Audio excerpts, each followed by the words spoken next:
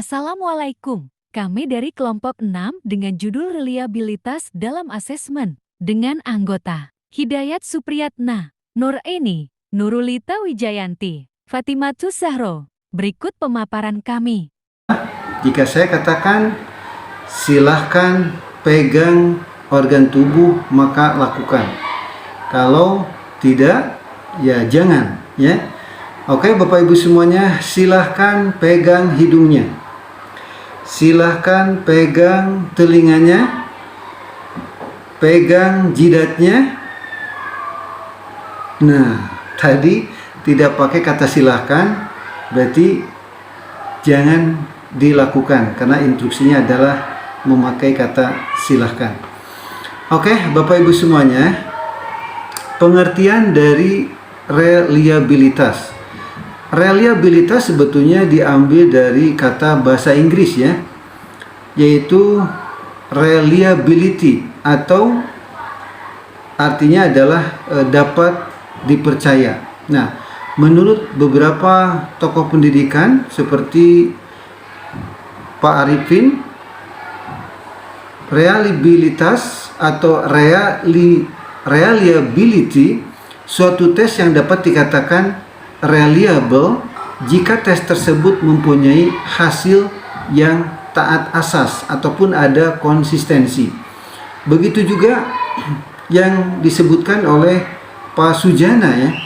Reliabilitas adalah suatu tes, adalah ketetapan ataupun keajegan tes tersebut dalam menilai apa adanya.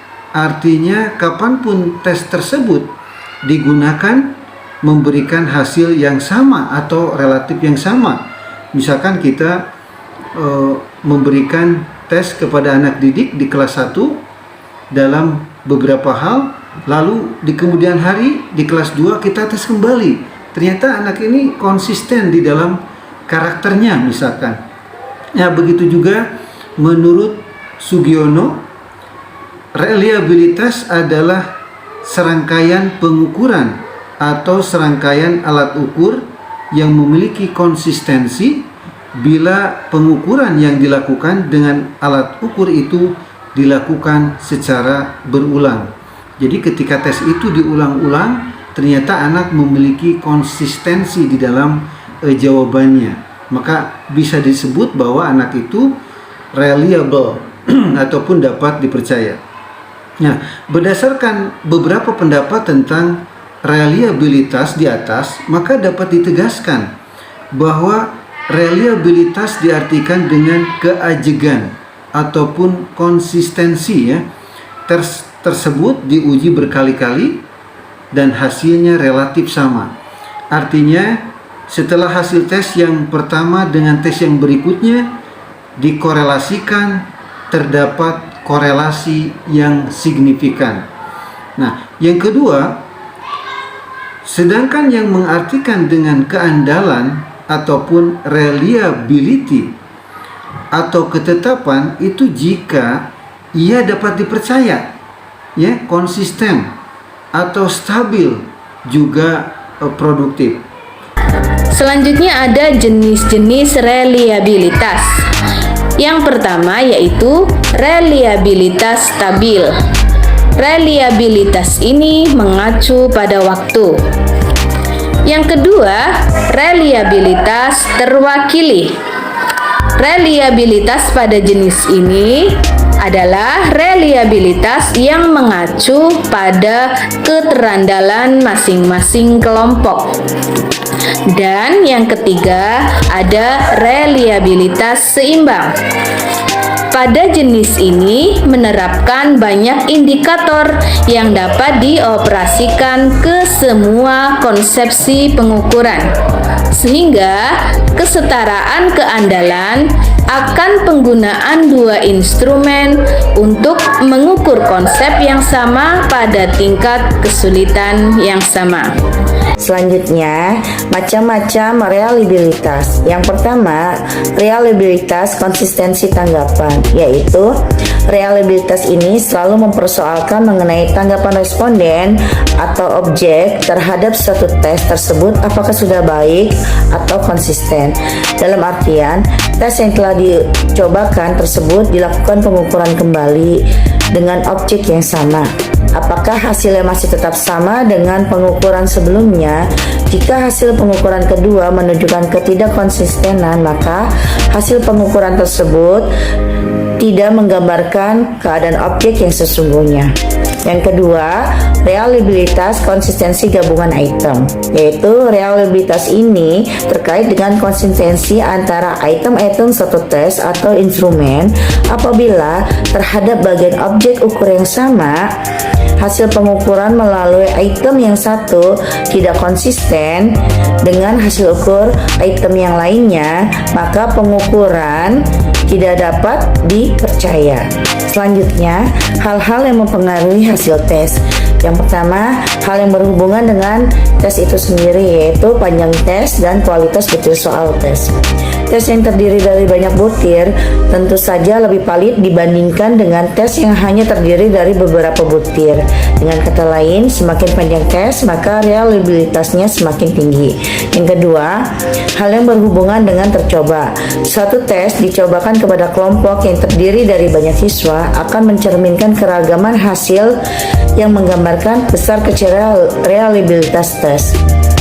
Yang ketiga, hal yang berhubungan dengan penyelenggaraan tes, yaitu adanya petunjuk yang diberikan sebelum tes dimulai, memberikan ketenangan kepada para siswa untuk melakukan tes. Yang kedua, pengawasan yang ketat dapat menimbulkan ketegangan kepada siswa sehingga siswa merasa tidak nyaman. Yang ketiga, adanya lingkungan belajar. Lingkungan belajar ini sangat mempengaruhi karena lingkungan belajar yang nyaman, lingkungan belajar yang tenang dapat mempengaruhi hasil tes siswa tersebut. Baik, saya akan melanjutkan presentasi selanjutnya tentang taraf kesukaran tes. Asumsi yang digunakan untuk memperoleh kualitas yang baik, di samping memenuhi validitas dan reliabilitas, adalah daya keseimbangan dari tingkat kesulitan soal tersebut. Keseimbangan yang dimaksud adalah adanya soal-soal yang termasuk mudah, sedang, dan juga sukar secara proporsional. Menganalisis tingkat kesukaran soal artinya mengkaji soal-soal tersebut dari segi kesulitannya sehingga dapat diperoleh soal-soal mana yang termasuk mudah, sedang, dan juga sukar. Selanjutnya, perbedaan karakter validitas dan reliabilitas. Validitas terkait dengan ketepatan objek yang tidak lain adalah tindak menyimpangnya dari kenyataan. Artinya, data itu benar, maka konsep reliabilitas terkait dengan pemotretan berkali-kali yang bersifat ajak. Yang kedua, suatu tes atau instrumen pengukur dapat dikatakan mempunyai validitas yang tinggi apabila alat tersebut dapat menjalankan fungsi ukurannya atau memberikan hasil ukur yang sesuai dengan maksud yang dilakukan pengukur tersebut. Yang ketiga, jika validitas adalah sebuah proses yang harus dilalui instrumen agar dapat diketahui apakah instrumen yang sudah dikonstruksi telah mengukur item yang seharusnya diukur. قال قد أجيبت دعوتكما فاستقيما ولا تتبعان سبيل الذين لا يعلمون. Pembeda sama ada tingkat kesukaran sangat penting ya dalam sebuah penilaian itu ya harus menggunakan alur ini ya. Maksudnya kalau bicara validitas kan berarti tes atau soal yang dibuat oleh dosen atau guru itu valid atau tidak gitu kan, sudah diuji. Sama seperti saat melakukan penelitian itu kan ada uji validasi kan untuk instrumen kita gitu. Nah kalau reliabilitas itu kan lebih pada apa ya, kayak mengukur atau mengamati mengamati berkali-kali soal yang sudah dibuat atau tes yang dibuat itu apakah maksudnya diamati berkali-kali tapi kemudian masih fleksibel dan masih bagus atau enggak gitu kan. Nah kalau daya pembeda dan tingkat kesukaran itu kan lebih pada kira-kira bisa diukur atau tidak gitu kan. Satu soal ini itu high quality quality atau kayak middle quality atau kayak low quality gitu ya. Jadi maksudnya ini satu kesatuan atau satu paket ya. Maksudnya teman-teman dalam proses penilaian apapun itu termasuk penelitian juga harus menggunakan tahapan-tahapan validitas, reliabilitas, memperhatikan daya pembeda dan juga memperhatikan tingkat kesukarannya gitu ya. Karena jangan sampai soal yang kita buat itu ya udah sekedarnya saja, atau termasuk kita melakukan penelitian juga jangan sampai hanya karena untuk pemenuhan tugas tapi nggak ada tujuannya gitu. Itu kan sangat disayangkan. Oke, sekarang kan ini direkam juga, dan jadi diskusinya ini kita bersama-sama ini ada pertanyaan masukan dari semua audien kepada kelompok yang menyajikan tadi, begitu kan? Menyaji. Kelompok yang penyaji, Pak. Oke, silakan. Ya, silakan Bapak Ibu, pasti bentuk presentasi berbentuk video tadi yang memang ini punya ciri khas masing-masing para dosen ya, dan asesmen ini dari Bu Ima memang dibiasakan untuk membuat video ya seperti tadi, dan saya juga baru lihat komentarnya Bu Ima yang terakhir itu. Silakan dari Bapak Ibu mungkin ada yang mau ditambahkan barangkali dari presentasi kelompok 6 ini, video presentasi kelompok 6 ini ada yang masih kurang, ada yang perlu ditambahkan, ataupun mungkin ada yang mau bertanya, boleh silakan.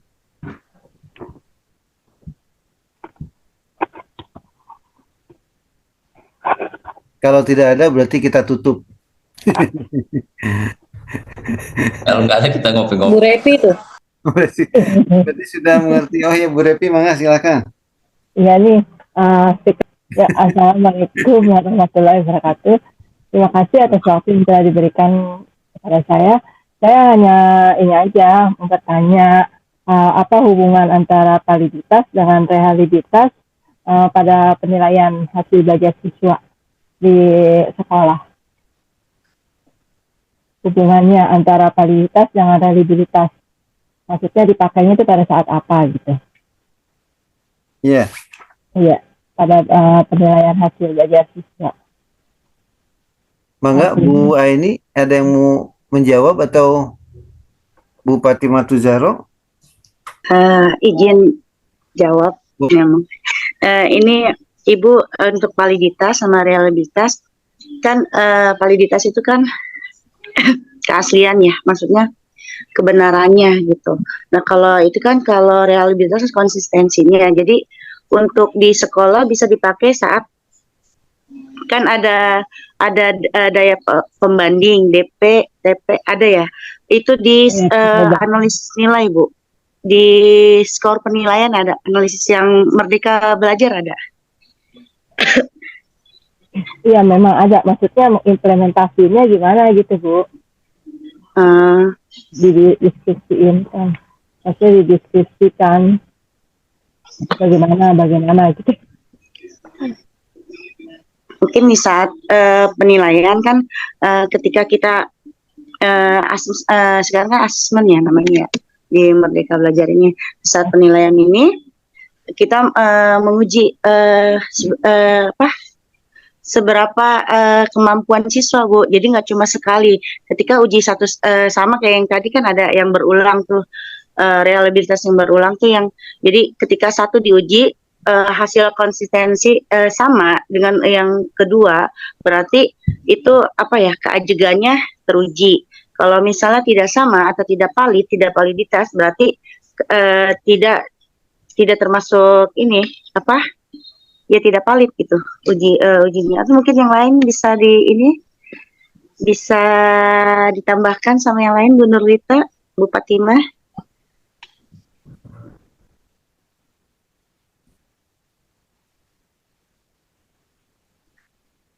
Ya, validitas dan reliabilitas ya tadi udah dijelaskan dari sama Bu Ani.